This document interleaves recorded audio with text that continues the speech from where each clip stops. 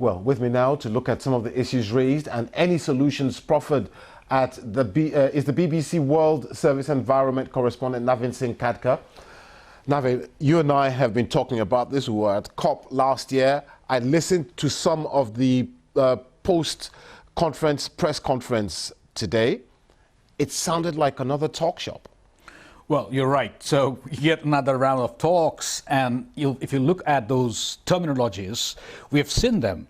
Back in 2019 in India, when similar meeting happened, it was almost similar, although this time they're talking about gender equality, and then things like sand and dust storms and land tenure. Now, the only thing that grabbed my attention here, which they did quite strikingly, is drought. They've got the significant figures on drought. So see, as you said, we already have this background. The stage is already set with land degradation and desertification. But what's happening now is drought has come as a very, very important thing. And in this case, they are using the terminology drought emergencies. 24 countries listed, out of them 14 in Africa.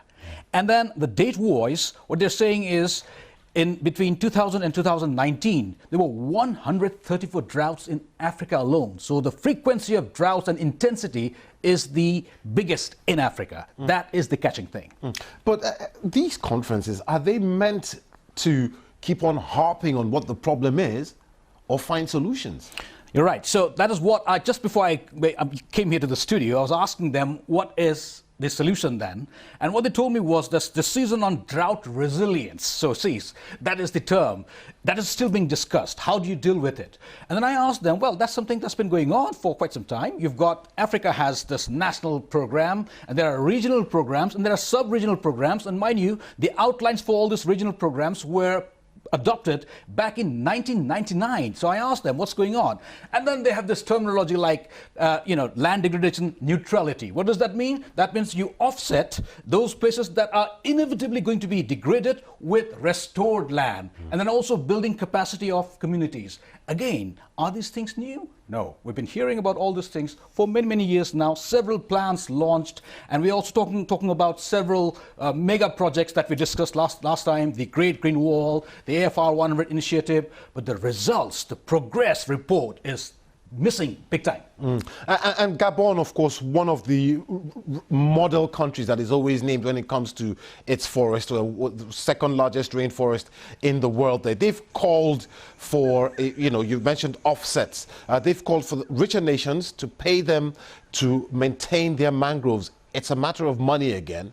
Where is this going to come from? Yes, so this is what they are saying, that, climate finance. So you see, again, it's like dovetail into all this. What you and I heard in Glasgow, show us the money, you didn't pay us the money. Now again, it's being the same thing where the echoes in this conference, there's where's the money?